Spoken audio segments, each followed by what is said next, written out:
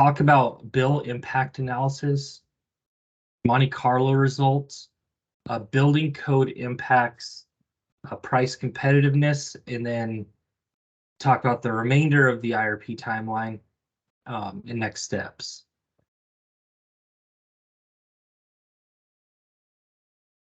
It looks like somebody had started their recording, so I'm just going to let everyone know that this meeting is being recorded and there will be a transcription.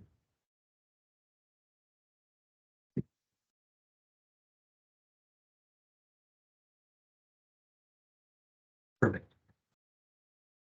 So before we actually do introductions, I want to introduce a new member of the resource planning team, Jenny DeBoer. She comes with a background in economics and will be graduating with a master's degree later this year in applied economics. So Jenny, do you want to give a quick introduction to the IRP stakeholders? Yeah, sure. Hi, my name is Jenny. I'm excited to be involved in this process more going forward. That's about it. Great, thank you, Jenny. JP gave a thumbs up. Awesome. So I'll introduce myself first. Brian Robertson, Supervisor of Resource Planning with Cascade, and I'm just gonna go down the meeting list. Abe? Hi, this is Abe Abdallah from Oregon Public Utility Commission. Thanks, Abe. JP? Yeah, same as Abe. JP Botmal with the Oregon Public Utility Commission. Thanks, JP. Bruce? Good afternoon across all time zones. Bruce Folsom, consultant to Cascade Natural Gas. Thanks, Bruce. Carrie? Good afternoon, Carrie Buren. I'm the supervisor for the Energy Efficiency Department. Thank you, Brian. Thank you. Kevin? Hi, everybody. Kevin Connell, Director of Gas Supply and Gas Control for Cascade. Great, thank you, Kevin. Corey? Yeah, I'm Corey, and I am an analyst with the Public Counsel Unit of the Washington Attorney General's Office. Thanks, Corey. Monica? Good afternoon, Monica Kalasha. I manage Cascade's energy efficiency programs for Washington. Thanks, Monica. Patrick? Yeah, Pat Shaughnessy. I'm on staff with the Oregon Public Utility Commission. Well, thank you. We'll go to Patrick Darris now. Yeah, sorry about that. No. Good afternoon, everyone. Pat Darris, Vice President of Engineering and Operations for Cascade. Thanks, Pat. Ashton? Good afternoon, everybody. Ashton Michael Davis with Cascade Economist. Thank you. All right, we already introduced Jenny, so Byron. Hello, my name is Byron Harmon. I'm a regulatory analyst with the Washington UTC. Great, thank you, Byron. Kim? Hey guys, Kim Herb with Oregon PUC. Thanks, Kim. Abby? Hi, this is Abby Krebsbach. I'm our environmental director at Cascade. Thanks, Abby. Devin? Hey, good afternoon, everyone. Devin McGreal, Senior Resource Planning Economist here with Cascade. Thanks, Devin. Russ?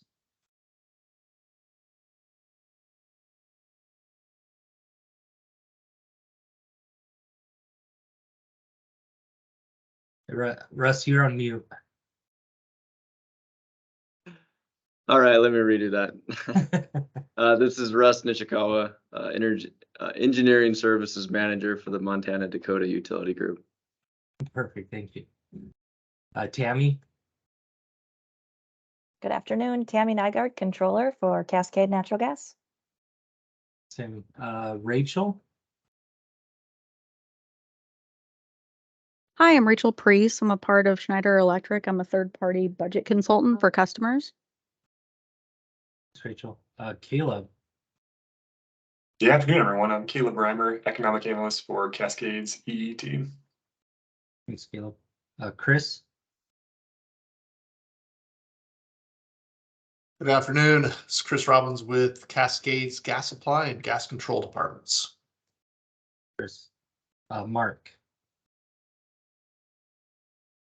Good afternoon. I'm Mark Sellers-Vaughn, Manager, Supply Resource Planning. Mark. Garrett?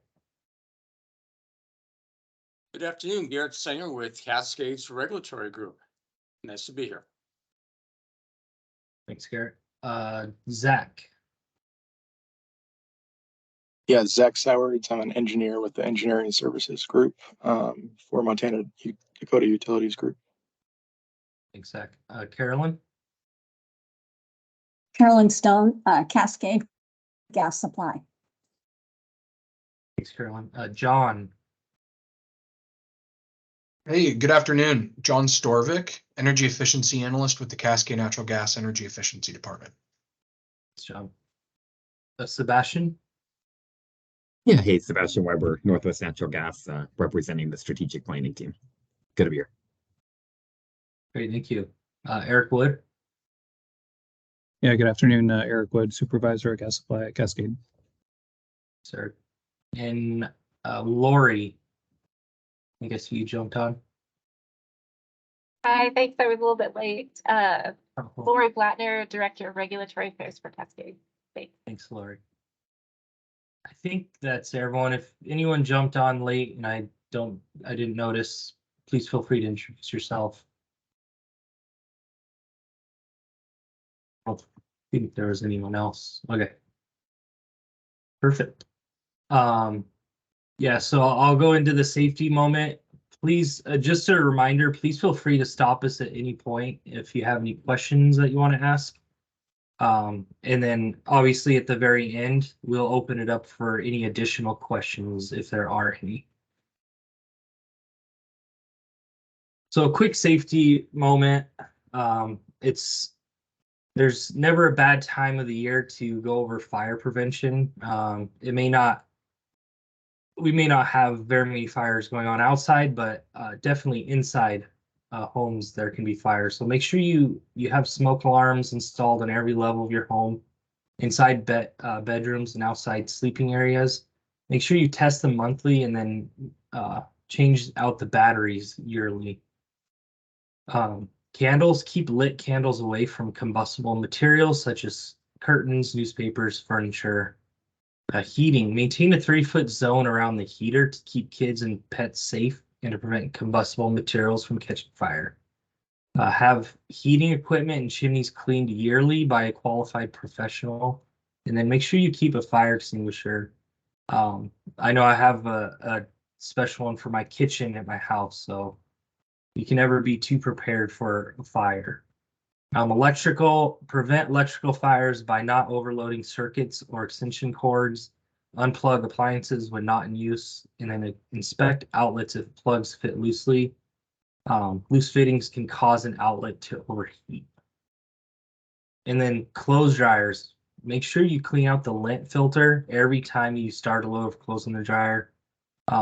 Cleaning the dryer vent and exhaust duct with good quality vent brush, and check for lint buildup behind the dryer at least twice a year. So that's a little bit about fire prevention. Just make sure you are safe with all combustibles and all fires, especially inside your home. That I'm going to pass it over to Devin, and he's going to discuss bill impact analysis.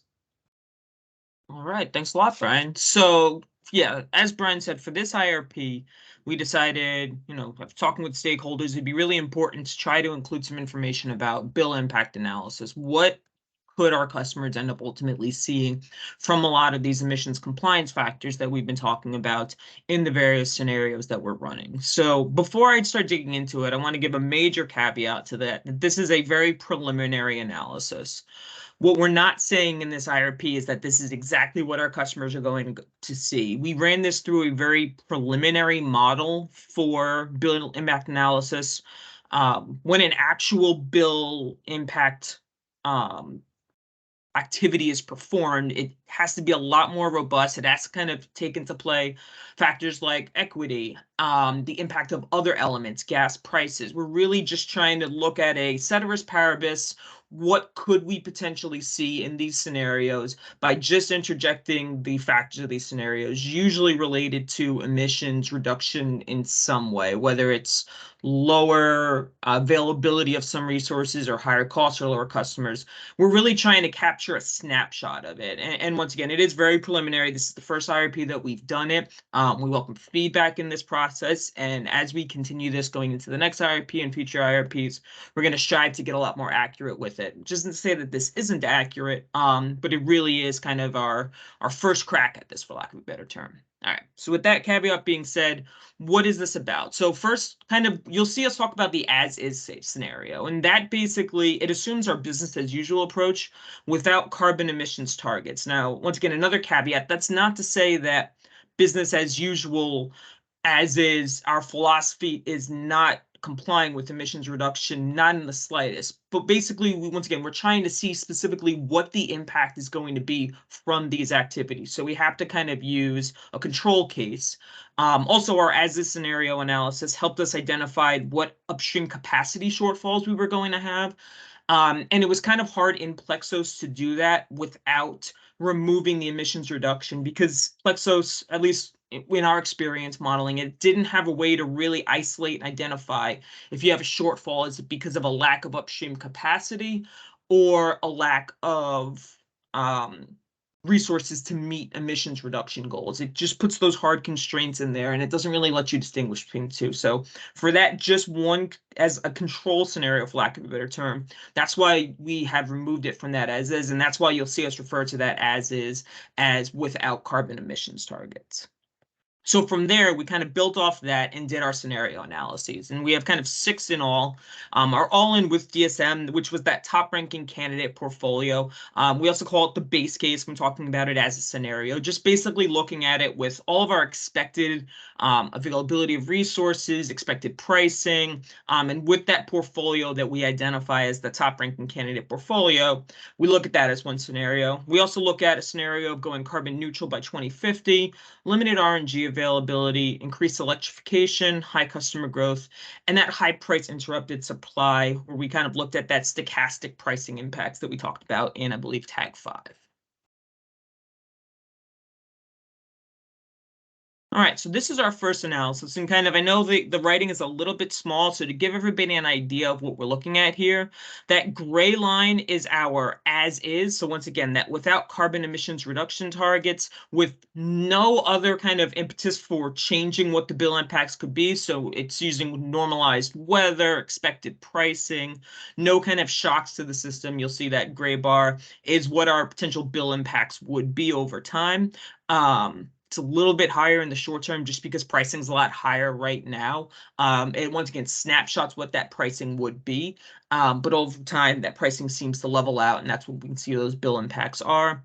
The orange is that deviating line. It's going to be for each scenario different, and it's what the impact is for that specific scenario. And then the blue uses a alternate access as just the incremental increase or decrease to bills.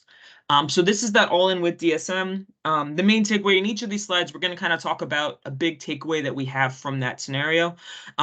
Just kind of puts everything out there as to what it might be for that base case, what we're seeing. And these are all potentially, I believe, okay, yeah, so this is for both. The residential bill increase, we're seeing about 20% by 2035 and 44% by 2050 over those business as usual or as is analyses. And for commercial bills, we're seeing an increase by 22% and 47% by 2035 and 2050 respectively. I see Byron, you had a question? Yeah, I guess the thing that really kind of stood out for me for a lot of these bill impacts question is, for me, I see like RCW 1927A as being very dispositive on how customer growth is going to look over time. And so I wonder how a lot of these bill impact trajectories interact with each other. So like you said earlier, ceteris paribus, this idea of, you know, all other things being equal. But what happens when you remove 2 variables at the same time? Should we consider these bill impacts to potentially be additive or multiplicative? Like how exactly do we look at the interaction of, say, two scenarios going into the future rather than just one?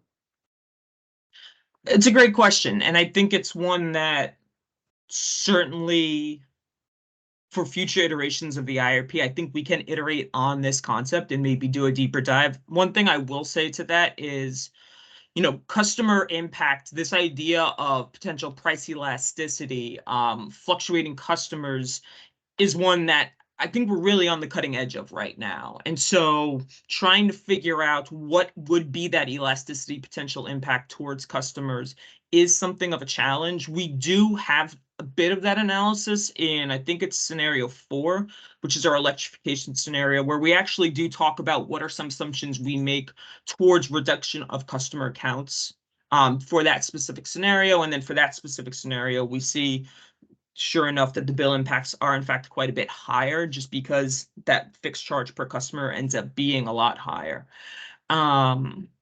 It's a good question though. One thing I will say is we're still absolutely trying to evolve this process and get better at that. We do some work on the price elasticity of demand in the IRP, but I hear what you're saying, and I think there is some room for us to grow on that. Absolutely.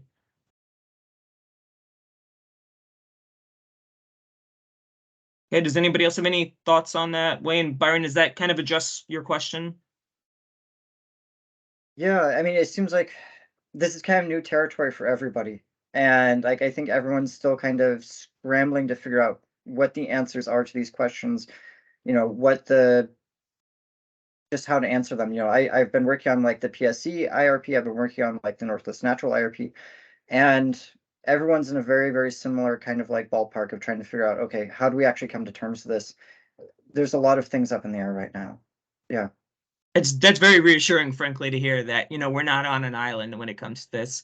And we've had conversations with our consultants even. We hired a consultant to help us with a lot of environmental compliance stuff. And we asked them point blank, hey, is there something we should be looking at more when it comes to elasticity of demand relating to some of these costs? And they kind of agreed with where we're at right now, unfortunately, where I think being in that data gathering phase right now and trying to get an idea of some of that responsiveness through analyzing our data is the right place that we're at. Another thing that we're doing is for future IRPs, I think we're going to talk about this, or we did already in the action plan. We're strongly looking at moving towards end-use load forecasting, and that should help us get a better idea of specific elasticities related to things like building codes, right? Where if certain things can't be put in, we can get an idea of what that might be the impact on specific end uses, getting a better idea of what our customer end uses are instead of just having it as our customer forecast. I think that'll help us, or rather our use forecast. It'll be specific towards end use. I think that'll help us get more granular and be able to kind of tweak some knobs when it comes to the forecasting end of things. But yeah, it's good to know for sure that we're not alone on this. Yeah. I think one of the other things would be useful to kind of pick up in the analysis would be to figure out which aspects or like which inputs of the models result in linear versus non-linear outputs. So for example, can we just add these things together? Like I was saying earlier, when talking about like bill impacts, is it an additive response to scenarios, or is it non-linear? So for example, Northwest Natural's models, they were showing that as their fixed cost to customer account ratio changed, they ended up having to dump a lot more fixed cost per customer. And that resulted in these non-linear outcomes for their programs, where they end up seeing these exponentially increasing bill impacts on their customers. And so I think, to me, one of the important takeaways is understanding which aspects of the portfolio, what aspects are really driving these changes. So when it comes to planning, we can really look at basically, what walls we're going to be running into. That's what seems to be like the important takeaways, is where these core dynamics are that are going to really be creating problems for us. I appreciate that. That's definitely good feedback to take back for sure.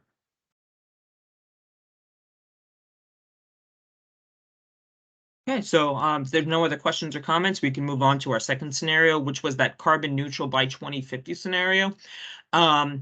Once again, as a caveat to this, when we say carbon neutral in this scenario, we're including the utilization of auction allowances in Washington and CCIs in Oregon. From the numbers side of it, what we're seeing, So this was an interesting one. We're seeing residential bill potential increases by 17% by 2035 and 41% by 2050, and then 19 and 44 by 2035 and 2050 respectively. So if you recall from the last slide, those numbers are actually lower, which I remember when we did this analysis, that was a little bit of a surprise, obviously, to us, right? You know, you would think you'd have to commit more resources to accomplish that goal. One thing we found in that is one of the major assumptions we had in this carbon neutral scenario was a lower cost of traditional natural gas. Whether that would actually manifest or not is certainly up for debate. But in this particular scenario, we assumed a world where if everybody was moving towards the acquisition of some of these resources, prices at Sumas, for instance, or the Rockies or ACO, we're modeling an impact that those prices would theoretically be lower, right? And if that were to happen, our overall cost would be lower. So that would be the reason why we would be seeing lower bill impacts on that.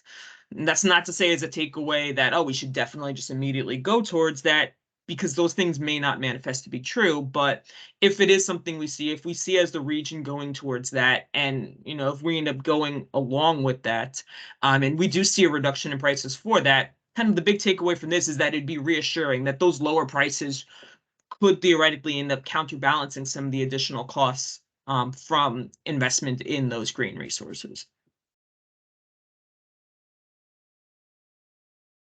All right, so moving on to the limited RNG scenario. So this is one we looked at. The major kind of toggles for this was, and this actually came up a little bit in one of the questions that Byron had for us, is do we look at us not having a manifestation or there being extra competition for some of these green resources, specifically green hydrogen, for instance, where what if we're not able to actually acquire some of those resources that we are modeling towards acquisition for? So we wanted to make sure that we included this scenario, whether it end up being competition within our industry or even competition outside of our industry, right? Like green hydrogen, once again, is a good example of something that there could be a lot of pulls for that resource. And from talking to some of our consultants about it, they did tell us that our assumption that the biggest constraint for green hydrogen in the future is probably going to be how much we could blend into our pipes or how much we could build dedicated systems for, not necessarily competition from other resources. At least that's the stance that they took and that we've taken for this IRP.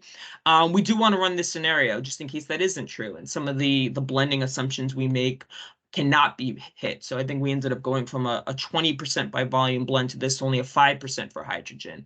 And then RNG, it's a similar thing, right? If all of a sudden there's more competition for those resources and we're not able to get ultimately as much as we wanted, what's that ultimately going to do for our portfolio and for our cost? So that's what this scenario wanted to tell us. So in this scenario, residential bills go up by 20% by 2035 and 45% by 2050, commercial 21 and 48 respectively. The big takeaway we had from this one is limiting the amount of RNG and hydrogen in later years would force us to seek those more expensive compliance options. The impact is greater in Oregon than Washington, just because RNG specifically, out-of-state RNG is something that's still being debated in Washington. I believe in its current iteration, we would not be able to use RNG resources outside of Washington, which is why we've modeled it as such in this IRP. It's my understanding that that is a fluid conversation right now, so that could ultimately change for future IRPs, but for this IRP, we modeled it as the rules are currently written. And so since, once again, in Oregon, there's a much greater utilization of these resources, we see it have a much bigger impact in Oregon than Washington. Yes, Byron. Have you guys at all started looking into the behavioral, like, end uses of hydrogen and whether it will actually result in a decrease in emissions? Can you expand on that? So my understanding is that if you were to displace 20% of your natural gas with hydrogen, you'd be decreasing your energy per volume by about 13 to 14%. So if I'm an end user and I have to, say, boil a kettle of water, I'm going to have to either turn my fixture up higher to compensate for the loss of energy per volume, or I'm going to have to boil it longer. And the longer you boil it, that means more heat inefficiency lost to the local environment. And I don't know exactly how the math works out here, but it's not it's not a priori clear to me that that would be a reduction in natural gas use. So it's my understanding, and the way that we model hydrogen as a resource is that 20%, that 20% by volume that you talk about would only be equivalent to around 7% by energy. So we do model it as such.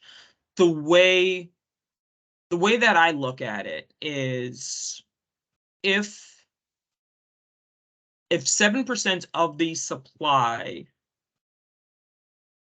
if 7% of this is the way, at least from a modeling perspective, that we look at it, right? If 7% of the supply were hydrogen, let me actually talk about it a little bit differently. Let's say in a dedicated system, if it were using only hydrogen towards that burn, right? Because that is actually something that we've looked at. We went to go see a facility in Bothell where they were doing some cool work with hydrogen, where it would end up being a dedicated hydrogen system theoretically. In a situation like that, it would certainly take more volume to get what you ultimately needed. However, if it is a green resource in nature, even though you have to use more to eventually displace that 1 decatherm of natural gas, once you have ultimately ended up displacing that 1 decatherm of natural gas, that's now 1 less decatherm of traditional natural gas that's emitting into the environment. So we are accounting for that energy loss. The other thing, unfortunately, as when it comes to these processes, sometimes there's a difference between what happens in practicality versus what happens legislatively, right? And so we're ultimately, from a compliance perspective, going to look at what the rules ultimately state we can use and what the rules ultimately state happens. An example I'll give for that as well is renewable natural gas from a dairy farm, for instance, from a pure carbon mitigation perspective, has a much more significant carbon mitigation impact than, say, renewable natural gas from a landfill. However, I think both states are pretty consistent with their language that you receive that 1 renewable thermal credit for that 1 decatherm of renewable natural gas. End of story, regardless of the type of use it is. So regardless of what may end up happening in practice, ultimately, from a emissions mitigation perspective, we have to look at it from what the rules ultimately say. And it's my understanding, and I could be wrong about this, so if there is something different, either somebody from my team or otherwise, please cut me off. But once you end up getting ultimately 1 decatherm worth of green hydrogen, for instance, that would be the equivalent of receiving 1 renewable thermal credit. And that's what we're ultimately going to model it based off of, regardless of what may actually happen in the process or not. I guess to put it another way, and like I'm not trying to challenge the legality of it. I think that your understanding or the way that you're framing like the statutes and the rules and the regulations is correct.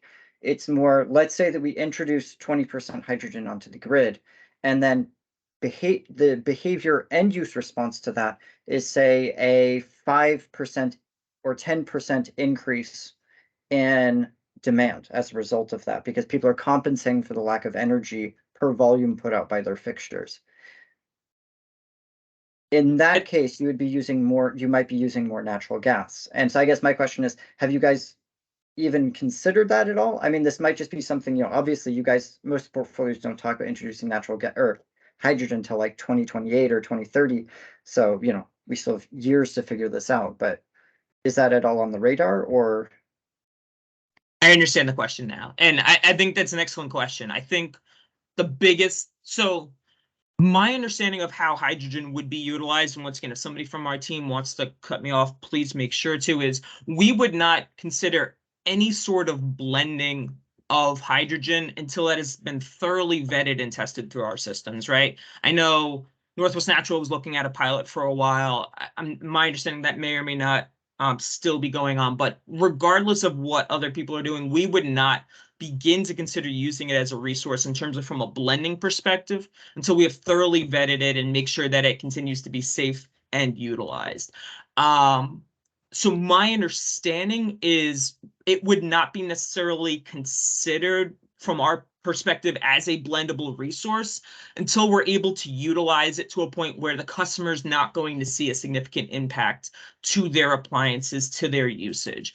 So to your question of, yeah, if all of a sudden we were blending it at 20% and people were noticing that they put 70% on their thermostat, for instance, but their house doesn't feel like it's 70 cents. So they're having to crank their thermostats even more. Or your kettle example, where people are having to crank that heat up even more. We would want to make sure we're avoiding that to the point where people wouldn't be seeing that recognizable change to the point where they're using more both traditional and hydrogen. We would want to make sure that from a customer perspective, the impact is not even seen or negligible. At least that's my perspective on it. That's how I understand we would want to be looking at it before we would be utilizing it. Kevin? Yes. This is Carrie. I think maybe Brian is just saying, for the energy density, hydrogen technology right now in terms of refining doesn't deliver the same heat units. And, if you've considered that, that it's not a like for like necessarily by volume.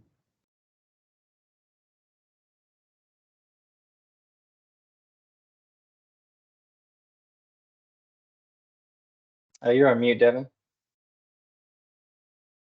Thank you, Ashton. I think that's exactly what we're thinking about. And I think what we're trying to accomplish, hopefully, with any kind of blend is that even though hydrogen itself does not burn, it maybe burns at 660 versus 1000, for instance. What we would hope is that through the blending process, it would ultimately have the same, because it's being concentrated with, X quantity of traditional natural gas or renewable natural gas, that ultimate burn impact ends up being negated by the fact that it is smaller in quantity versus the renewable or traditional natural gas that burns at that higher.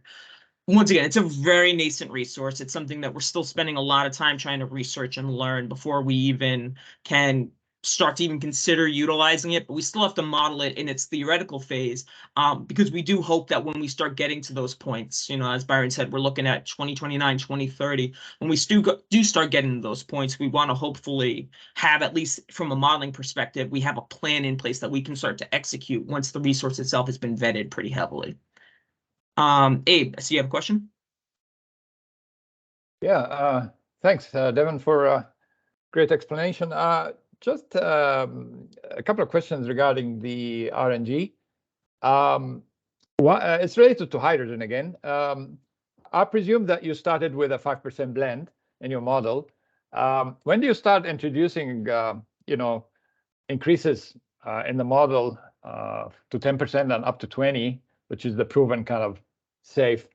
So that's one safe kind of level.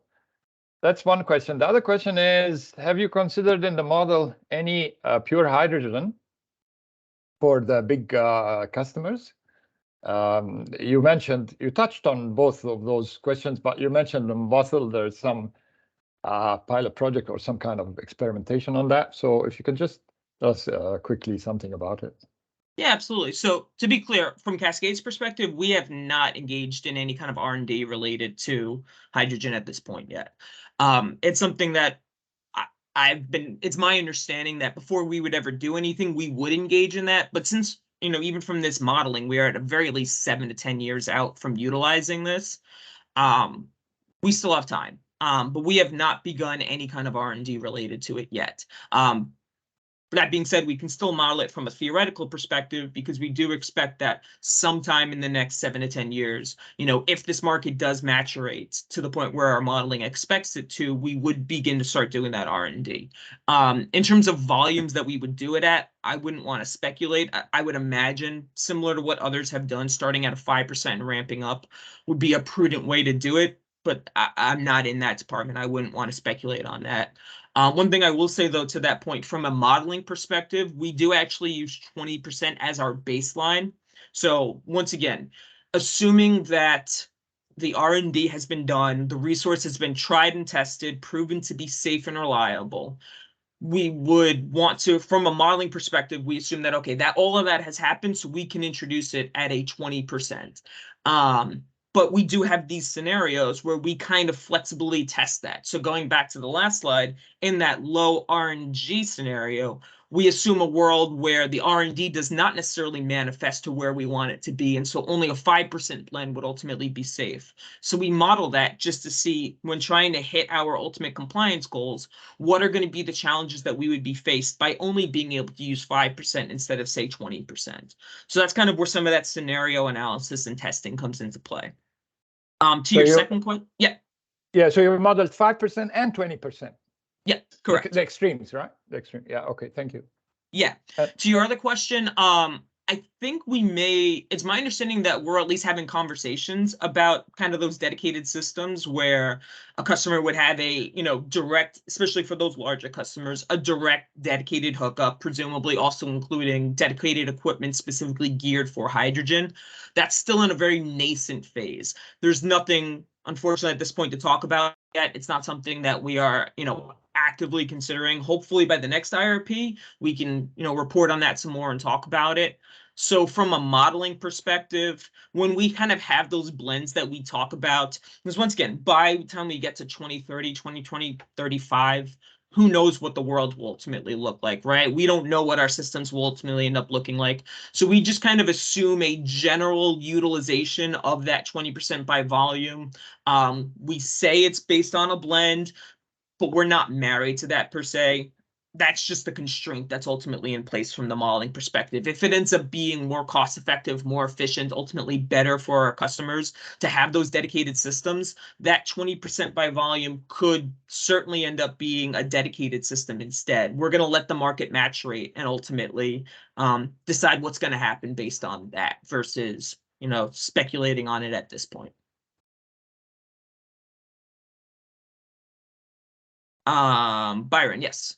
So would that mean that when it comes to like your Plexos modeling, you might have a possibility of basically saying like free reign hydrogen power, where you could basically, instead of, because a lot of your models were constrained by this upward bound of 20%, you could essentially open it up to say like all of your industrial users or something like that being 100% potentially, depending on what their use case was. Have you guys started floating that idea around about like what Plexos might do with that flexibility? So we haven't yet. The only challenge I could see with doing that is, for lack of a better term, it almost makes it too easy for Plexos, right? Where if you end up just saying, until we have accurate cost estimates as to what something like that would ultimately cost, if we were to equate the two types of hydrogen, where we could say theoretically, if you say for the same cost, you could either have a dedicated system or a blend, I would imagine it would want to, if it wants hydrogen, it's going to be a binary decision, right? If we're not having those accurate, how much would it cost to do a full industrialized system on a cost per decatherm basis? If we're just going to use the same cost figures, it's going to say, okay, if I want hydrogen, I'm going to make every industrial customer have hydrogen. And if I don't want hydrogen, none of them are going to have it. We're going to need more information, frankly. It's something that I think I would love to be able to do, and I think it would be an excellent element to add to Plexos in the next or maybe even a future IRP after that, once we start getting more hard data about what these systems might ultimately cost. But at this current point, it'll just make things, like I said, too easy for Plexos, because it'll make that binary decision of either make all of the industrials or none of them. Thanks, Byron. JP.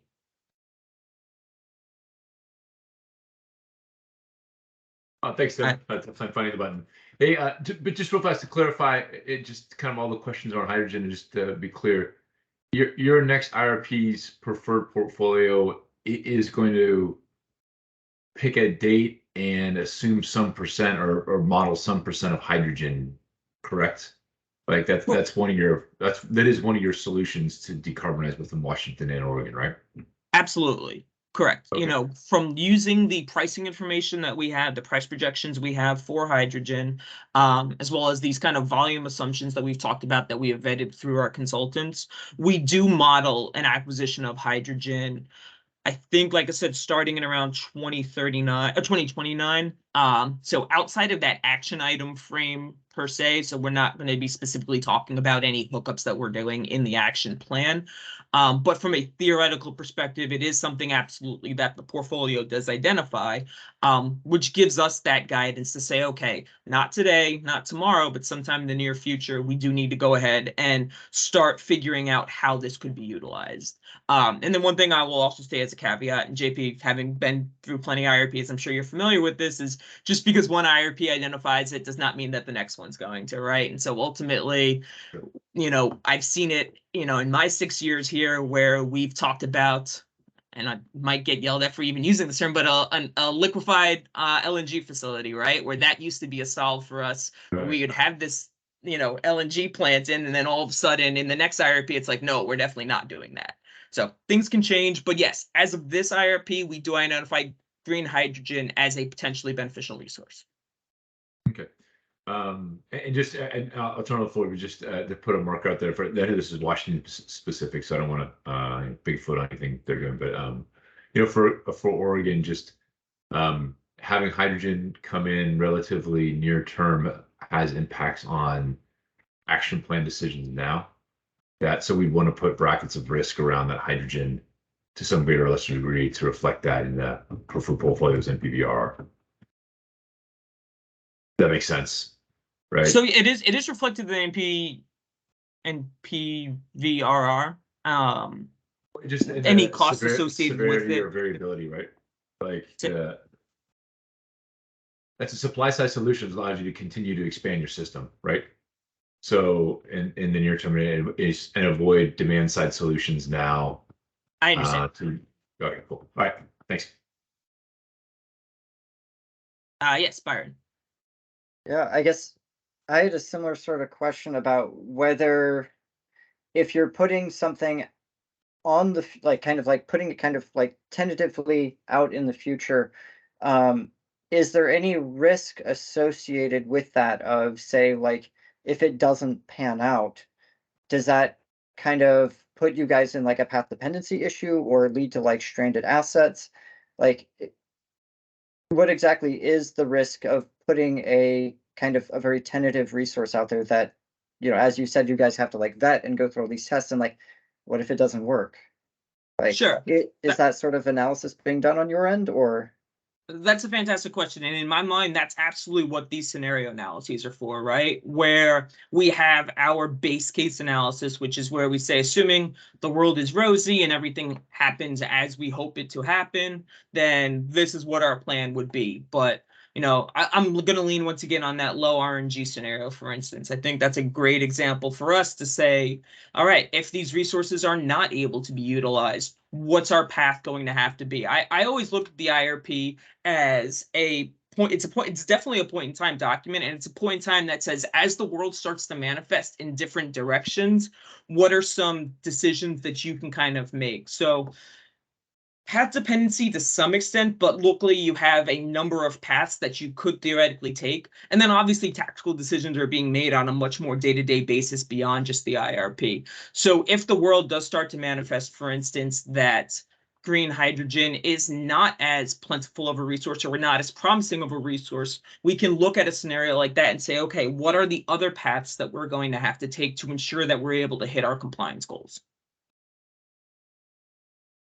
So one of the things that kind of occurred to me a few weeks ago, like thinking back about like what Plexos does, one of the things that you emphasize is its kind of ability to have perfect knowledge of the future.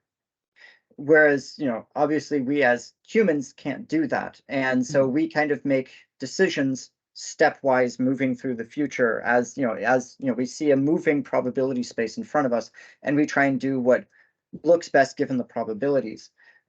What happens if you put Plexos down a world in which it believes there's a high availability of hydrogen, and then come 2028, you start trying to implement it, and then it's a no-go, and then you change the availability. So basically, you change its forward-looking perspectives. Like, do you see what I'm saying? So it's like you put a carrot in front of Plexos saying, yes, hydrogen will be available, hydrogen will be available, and then you say, just kidding, hydrogen not available. Does that change? I like that.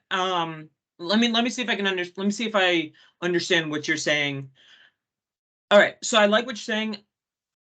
think it may not. I like what you're saying, but I think it may still be challenging with the way that the optimizer is currently programmed.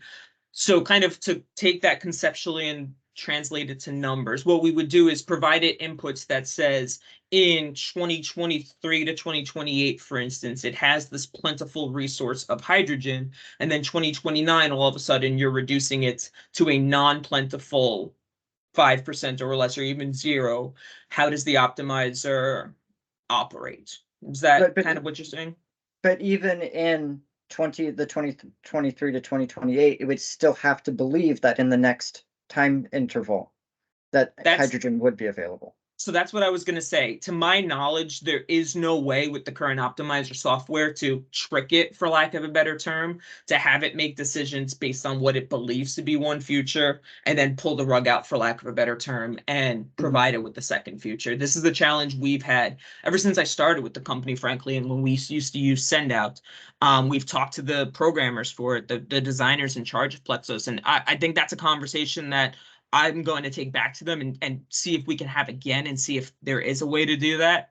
But it's my understanding with these optimizer softwares is, because yeah, what I was going to say is exactly what you said, right? If I do program it in that way that I just said, it's going to make a decision knowing the rug's getting pulled out for it. But you want to give it a true rug pull, for lack of a better term, once again, where it's not able to know that that's going to happen, and then it has to adjust on the fly. To my knowledge, there is no way to do that within the software for that, or any kind of optimization software for any of us gas utilities to use. But we do have conversations with the creators of Plexos regularly, and that's something I think we absolutely can take back to them and say, hey, is this a functionality that you can add? Yeah, I mean, because that's one of the things that I've kind of worried about with a lot of this, like path dependence, is like a lot of the choices that Plexos made are made with perfect information. And I think as everyone here is kind of acknowledging, we're walking into a space that none of us knows what's going to happen, and like we cannot even give Plexos the perfect information that it needs. And so like, yeah, there's a lot of uncertainty, and if there was a way to make Plexos model like people do, right, that would be a dramatic improvement, I think. That's always been the challenge for us, frankly, when we've been trying to use this optimization software. And what I guess I'll go back to is what we always preach when it comes to the IRP is that Plexos informs, it does not decide, right? It's a tool for us to use, but ultimately, you know, at least I'm hoping that our jobs don't become automated, because then I'm in a lot of trouble. But I think we're always going to have humans behind the wheel making these decisions. And so we're going to be, you know, we're going to hope that we can take the information that these optimizer softwares have and then make those human decisions, especially when it comes down to making those more tactical decisions. We take the inputs from this, which is what our team always does. So we have these mechanisms like our Gas Supply Oversight Committee, where we can take these findings and present them to them and say, ultimately, this is what we're seeing, and these are the human decisions we want to make on this. You know, I like to consider myself something of a nerd when it comes to risk. So, you know, we do as much as we can when it comes to, you know, risk mitigation. I do value at risk analysis monthly on our gas supply purchases, you know, trying to make these risk decisions outside of Plexos, and, you know, trying to get these kind of tolerance bands and getting an idea of what if an extreme world happens in one direction or the other, being able to prevent these humans ultimately in the Gas Supply Oversight Committee with, this is what we think should happen, this is what our risk bands are, what should be the decision that we ultimately make. I think that's how the process works successfully.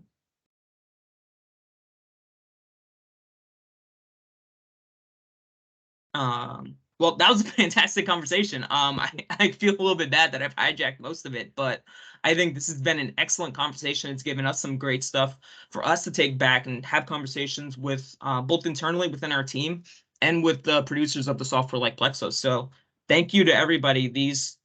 This conversation's been fantastic. But if there is nothing else, I will continue moving.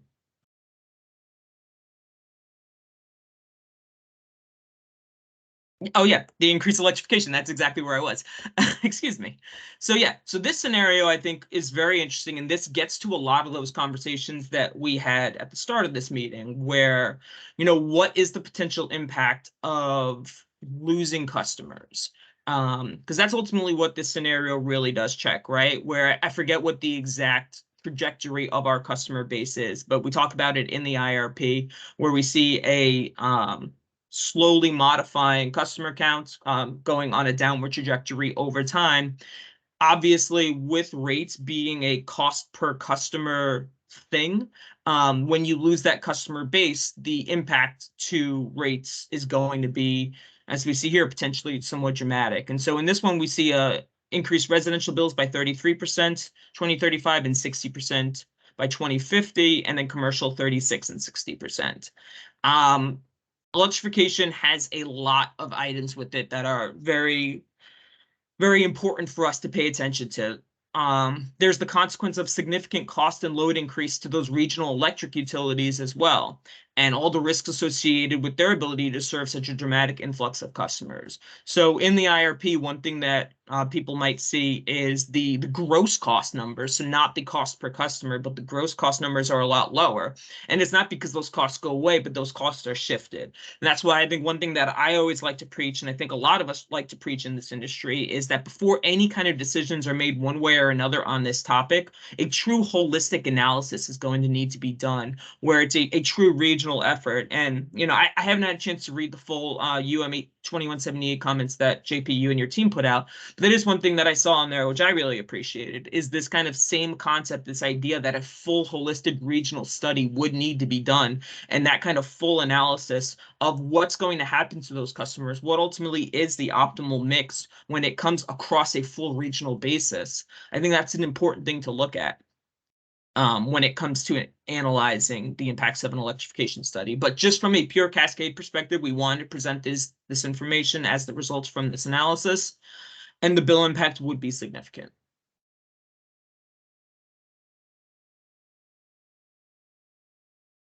High customer growth is the flip side of that.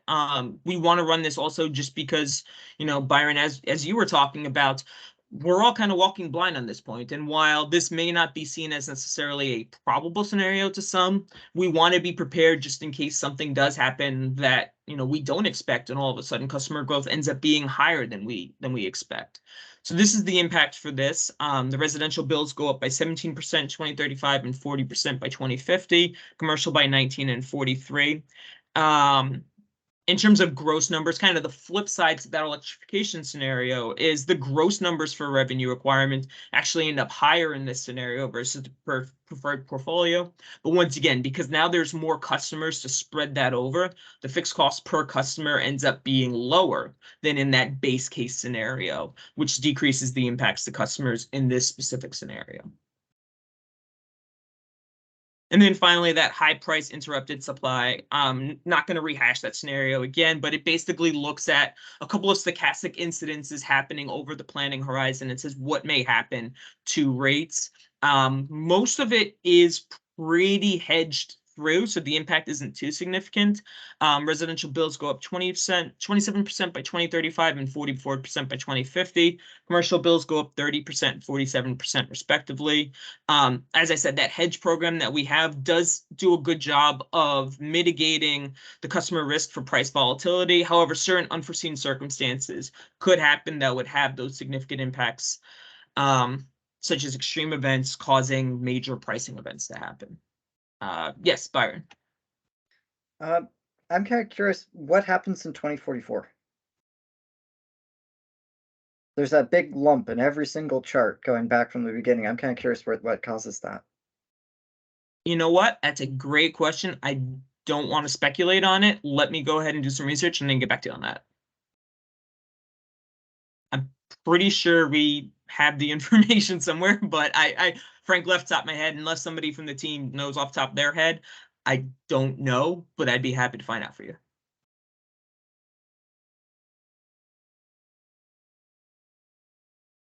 Yes, Kathy. I'm just curious, considering we had one of these high-priced interruptions recently, are you planning to compare your model to the actuals that you got during that time period? So we've already done some of that work. It's actually been kind of validating for us, frankly, that in some of our stochastic analyses, for instance, we looked at, I'll harken back actually to, I think it was the 2020 IRP, where we looked at stochastic analysis where we had SUMAS pricing going up to $50 per decatherm in extreme events. We were actually told by some stakeholders they thought that was too high, and that based on the conditions that we were seeing, that was not a prudent price to be looking at in those stochastic analyses as a black swan or 1 in 100 event. And turns out we were actually kind of justified on that with the extreme pricing we've had. So while nobody feels good about what happened with all those extreme pricing events, it did in a lot of ways justify some of the stochastic analyses that we're doing. That actually is a perfect lead into what Ashton's going to talk about. Because I do think our risk modeling, our extreme price modeling, is pretty on point with what we actually saw for this past heating season. So I feel, frankly, it's as good as you can, not from a bill impact perspective, but from a modelish perspective. I think we kind of hit the nail on the head. Yeah, I realize that for most of your modeling, you don't have any actuals to compare with, so it's kind of nice to occasionally get something, even if your customers didn't like it. Exactly. Yeah. I mean, obviously we're all sympathetic towards what happened, and I'm not going to spend too much time talking about our hedge plan, but our hedge plan did a great job of mitigating those impacts as best they could. But yeah, from a modeler's perspective, we did learn some good information that it seems like we're actually pretty close to being on the nose when it comes to that. All right. From here, do we have another question? It doesn't look like it. Okay, I will pass it on over to Ashton. Perfect. Thanks, Devin. Yeah, I'll after this slide, I'll get into some of those Monte Carlo price simulations, and they're pretty cool graphs. I like them a lot. So here I'm just going to be talking about some of the Monte Carlo analysis that we did. This right here is Monte Carlo on demand, but remember, if we harken back to tag 2, demand has 2 parts, as use per customer and customer.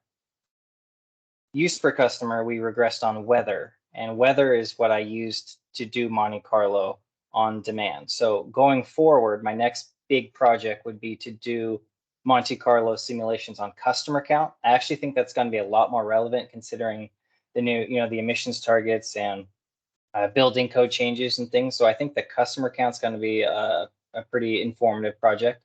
This right here is simply done using Monte Carlo weather. What we do is I run 200 demand forecasts using Monte Carlo weather. I then take these, I implement them into Plexos modeling. Now, Plexos will optimize all 200 of those, and it's not as slow as Sendout was, where it would take weeks. Plexos, much faster, is able to optimize almost like a scenario or a draw for all of those 200 demand forecasts. The resulting demand lines in this graph are for Washington, and they kind of show you kind of what the confidence band or confidence interval is around what the deterministic was, which was just under 26 million decatherms for 2023. I think it's definitely important to remember that, again, going forward, especially with a lot of these new building code changes and things, this is going to change. This was a point in time analysis, and I think when we start doing Monte Carlo on the customer side of things, I think we're going to see some changes here.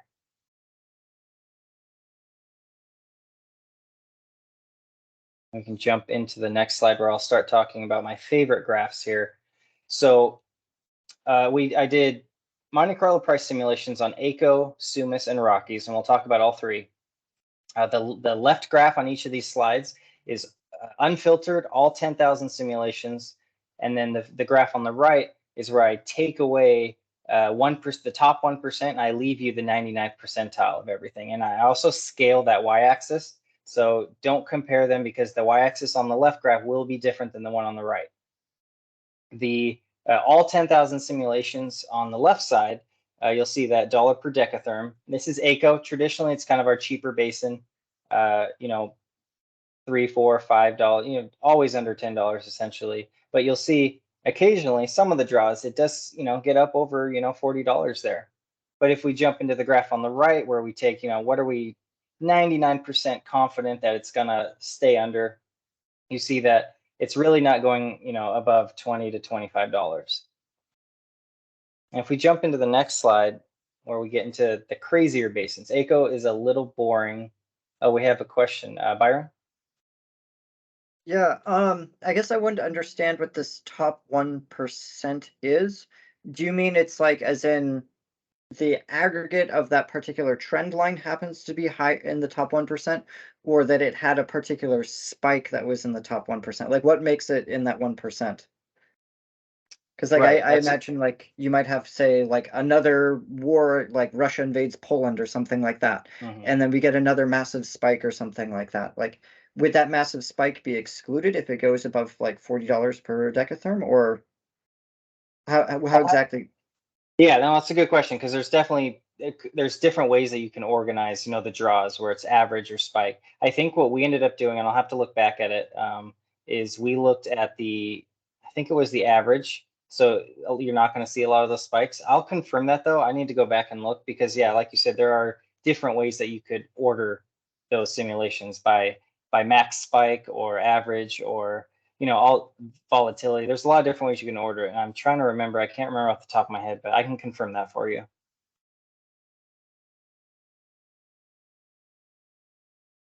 All right, we'll jump into Rockies. The next two slides, there's a lot more volatility, of course. Oh yeah, Rockies. You'll see here the 10,000 simulations. You'll see some spiking going on up, you know, in that $30–40 range, which is exactly what happened. If you remember, you know, January Rockies prices, they got as high as like the mid 40s. You know, and same with Sumas was approaching 50. So those kind of that black swan event, kind of like Devin was talking about. It happened and we had it modeled. If we look on the right graph though, we were 99% sure that that wasn't going to happen. We were fairly sure that prices wouldn't go above 20. So on the Rocky side, we're seeing more volatility than we've seen historically, and so I think that's why it wasn't captured in that 99%. If we jump into the Sumas though, which has been historically volatile for years, you'll see some crazy numbers here on the 10,000 simulations, where sometimes those you know, those price spikes, they get pretty high. I mean, you know, kind of like what Byron had mentioned there, that blue line in 2035 looks like it gets up there above $100 and then kind of settles back down into the kind of that normal range, if you will, if there is a normal for this. If we look over on the right side with the 99% confidence scaled graph, you'll see that, you know, we were fairly sure again that it wouldn't go above 50. And looking at the prices last year or last month, they were right around the, you know, the mid to high 40s. So again, our money or our price simulations, we're able to capture those. It's just something that we really need to keep an eye on, because I remember when I had first looked at this graph, you know, at the 99th percentile graph, I remember thinking, you know, $40–50, that's once every 10 years maybe, and what do you know, it happened last month. So it's something that kind of takes our bias out of it and lets us know, hey, this can happen, and it's all based on historical data. So there's really no arguing with it from our perspective.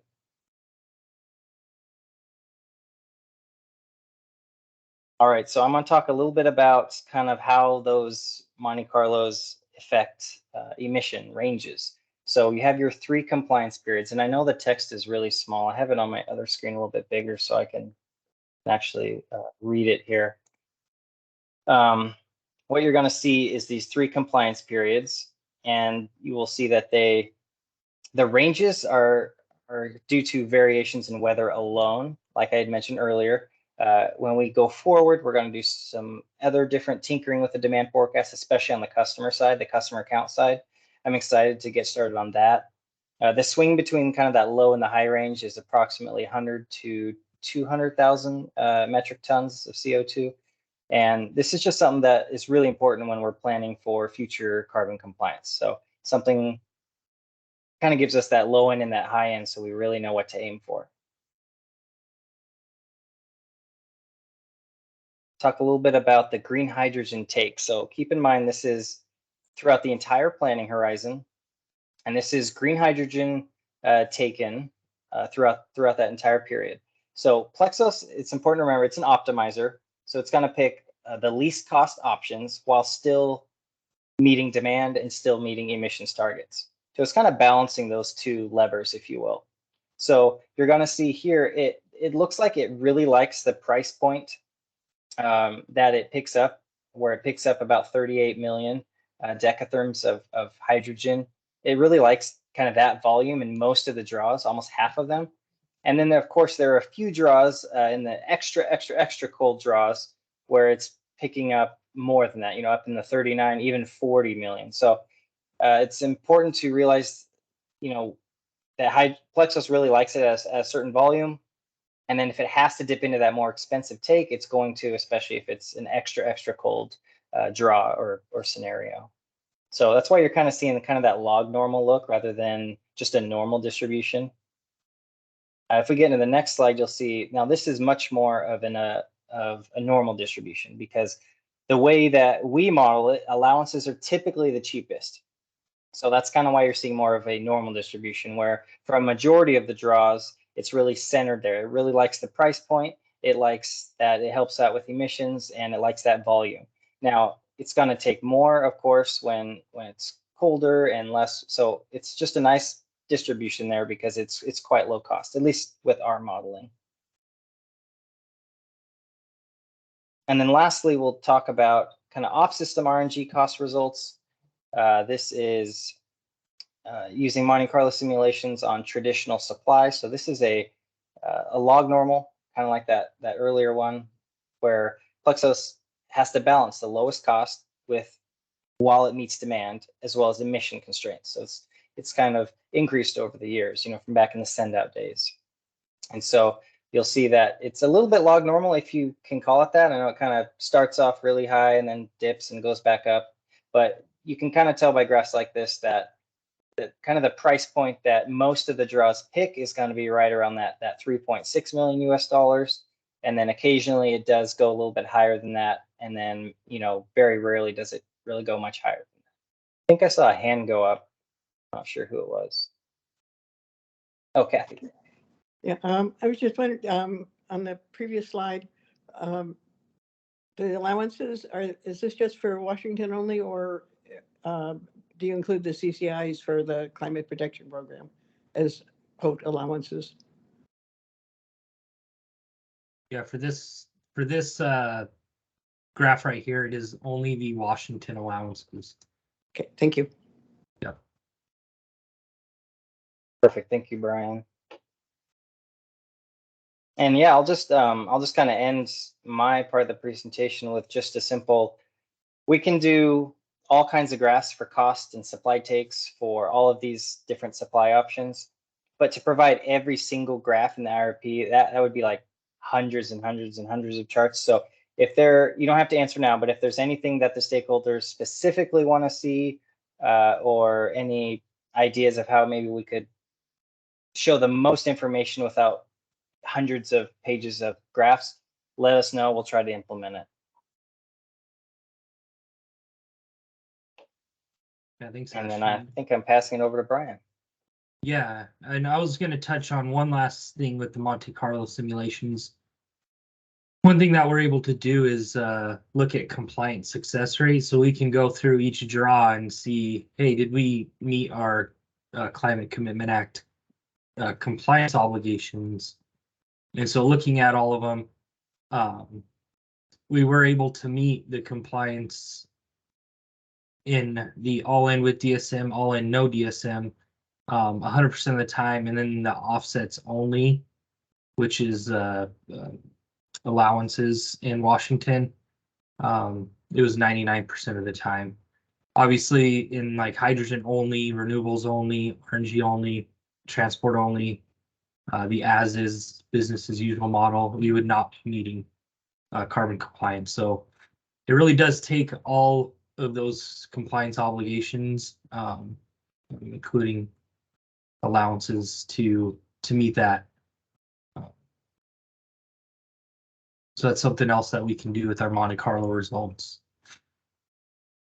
So I'm going to move on to the building code impacts. This was a request from Washington staff that they wanted us to look at and talk about the RCW 1927A 020 a little bit.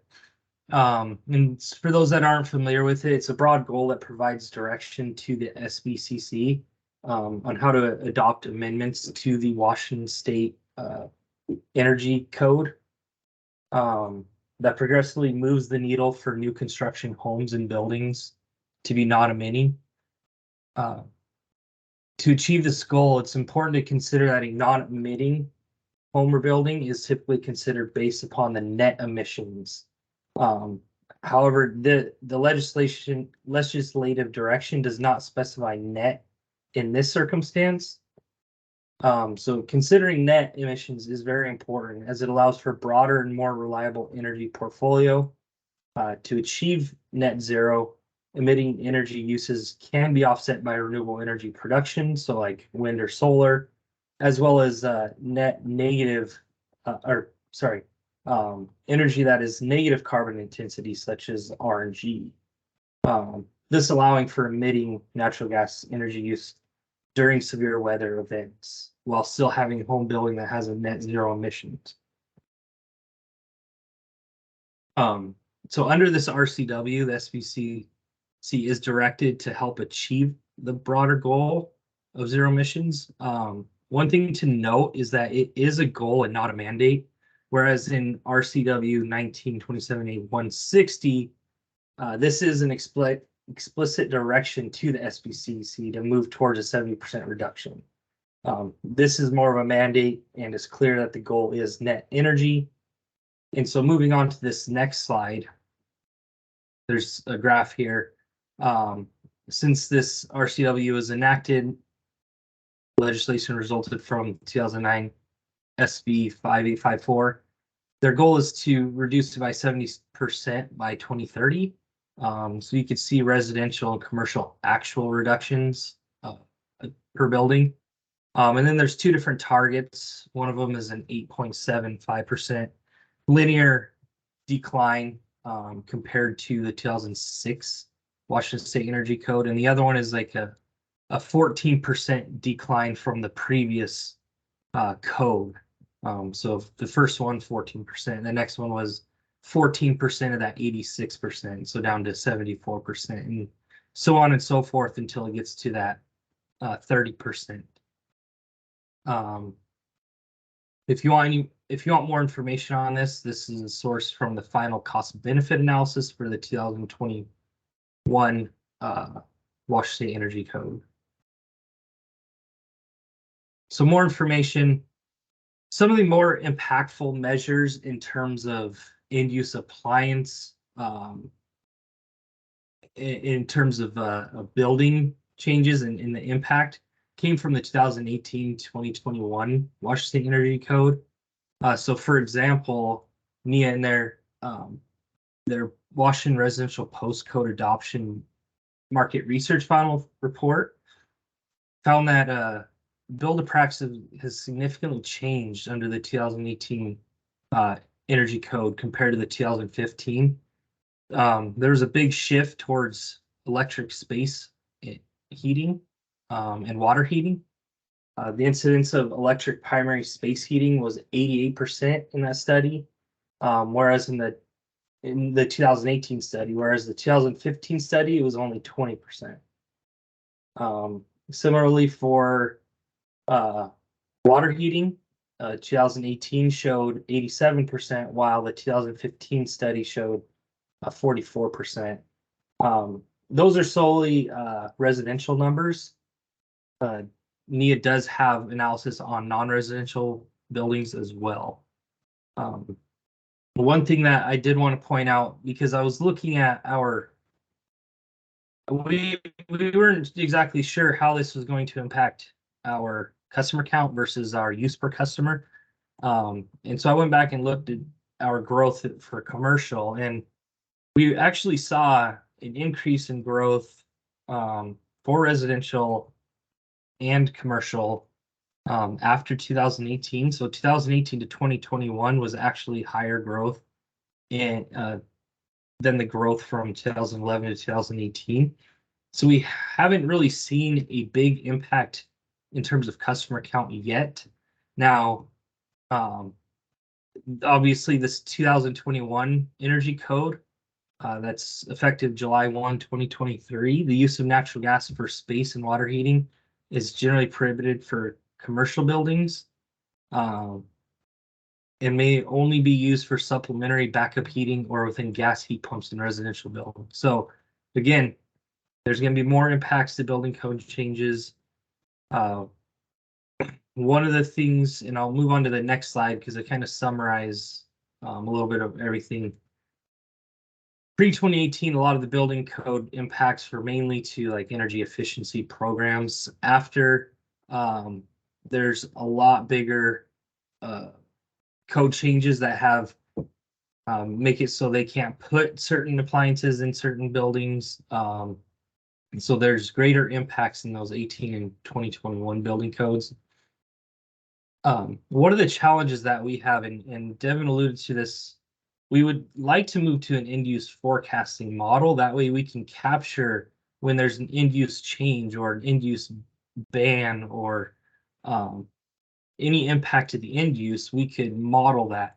However, when we look at our billing data and we look at our end-use data, it may or may not be accurate because customers are not required to let us know if they've changed in end use. So we may have something in there that says that a person has a gas stove, but really they replace their gas stove with an electric stove, and it still indicates that they have a gas stove there. So that's one of the difficulties that we're running into with the end use forecasting.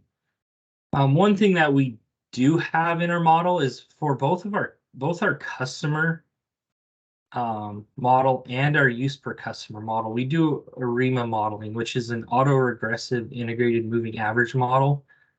And one of the things the ARIMA model does really well at is capturing trends. And so we do believe that our ARIMA model captures these building code changes pretty well. Now, over the next 2 years until the next IRP process, we're going to be gathering as much information as we can on these building code impacts to commercial building, new construction, commercial buildings, new construction, residential buildings,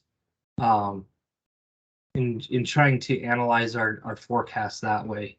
We may implement some indicator variables to indicate here's when a building code went in effect. So that way it captures a trend. I see Kathy, you have a question? Yeah, I just wondered whether you consider doing a yearly survey of all your customers to ask them what have you changed in the last year, rather than expecting them to send you to take the initiative. It may be you wouldn't get very many responses, but at least it's probably the people who respond are probably similar to the ones who don't, but maybe not. Right. Yeah, I mean, that's something we could consider. I don't know. I'm not the person who puts a survey in place, but it's something that I can recommend. And I mean, given the fact that these code changes are going to drive a lot more changes than you're getting without having that driver. Yeah, and it's been mentioned. Yeah, it's been mentioned several times that there's a lot of moving pieces right now, and we're trying to gain as much of an understanding. It's my understanding that these building code changes are some of the most aggressive in the nation in terms of banning like natural gas appliances. So we don't really have any historical data to go off of. We understand that there may be an impact to customer count, but there's still appliances that can go into certain commercial and residential buildings where maybe customer counts aren't as impacted as much as use per customer is.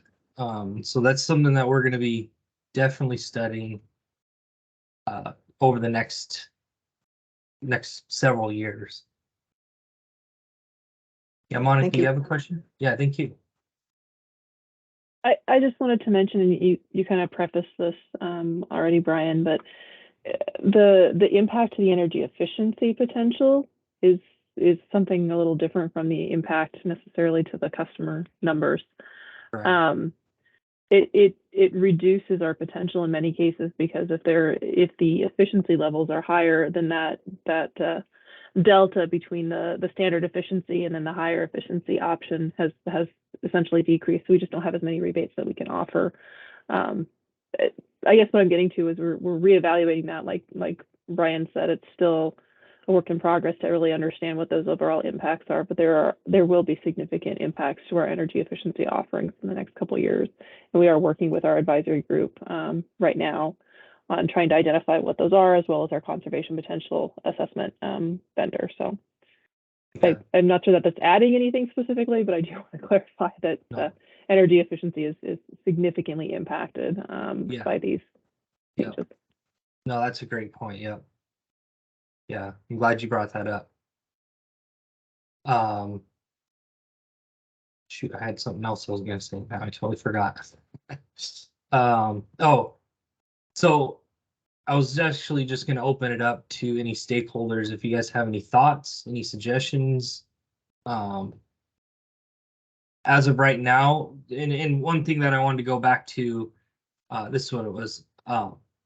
The load forecast is one of the first thing that has to be locked in for the IRP process, just because the load forecast really does feed a lot of other aspects of the IRP. It feeds the avoided costs, which the avoided costs and the demand forecast go into the energy efficiency model, the distribution system modeling, the carbon compliance modeling. So this was locked in extremely early in the IRP process. It's very difficult if we touch the load forecast model. After all that's done, we have to redo the energy efficiency, the avoided costs, the carbon compliance, all of the Plexos modeling. But I'm open to hearing from other stakeholders if you have any thoughts on the building code changes. And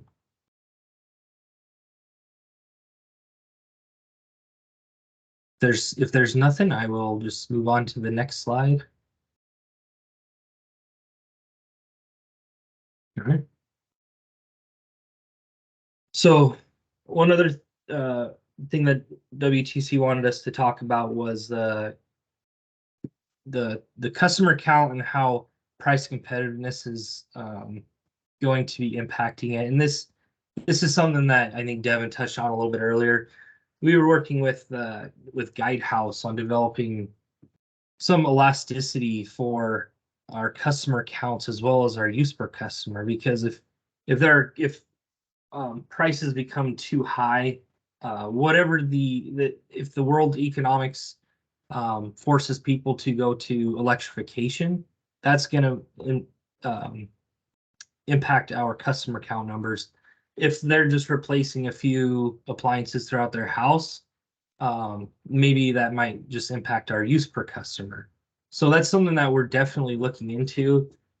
We don't have a perfect number yet, and I'm imagining all the LDCs are looking at this and trying to determine what future customer counts may look like in a world where pricing is going up because of due to carbon compliance.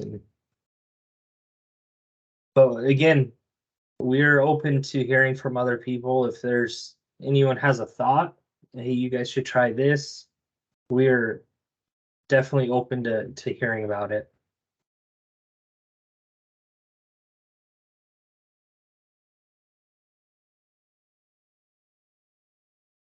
I'm not hearing anything, so I'm going to move on to the final slide. We anticipate this meeting would only go about an hour and a half. We really appreciate all the questions we've gotten. There's a lot of good dialogue going on.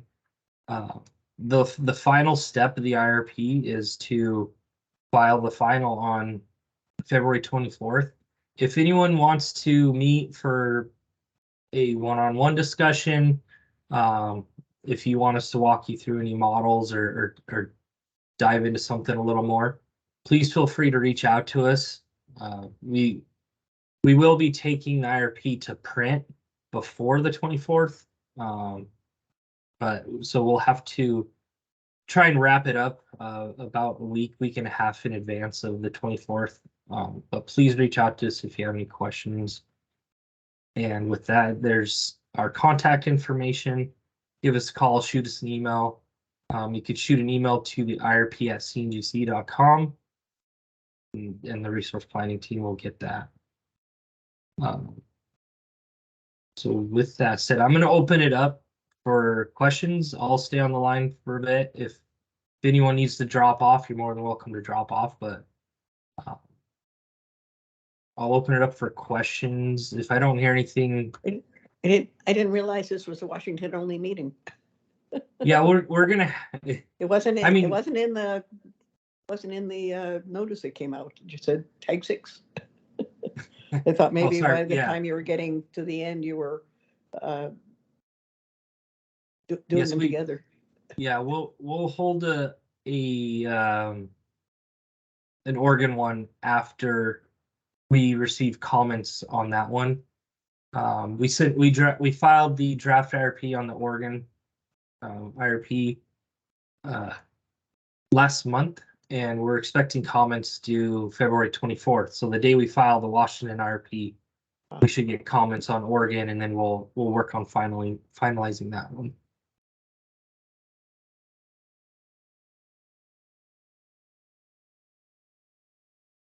So I'm going to open it up for questions, comments.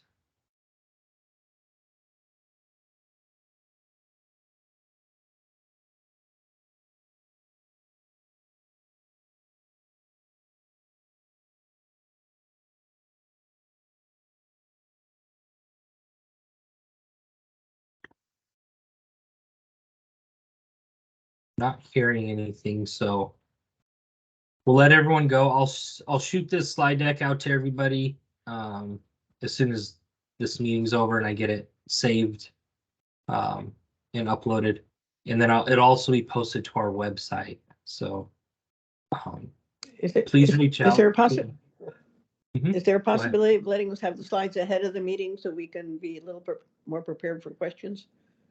Yeah, so that's one thing that we really we did really well with on our first 5 tag meetings, just because the 6th tag meeting is so tight in terms of getting timelines back.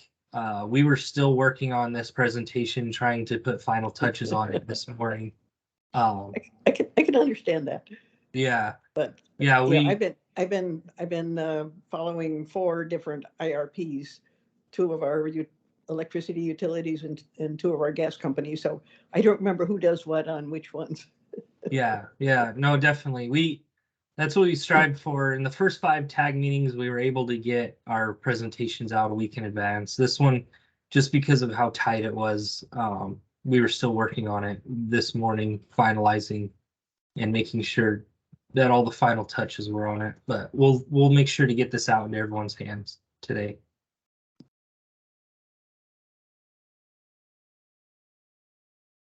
All right, thanks everyone. Please reach out to us if you have any questions or want to meet on anything.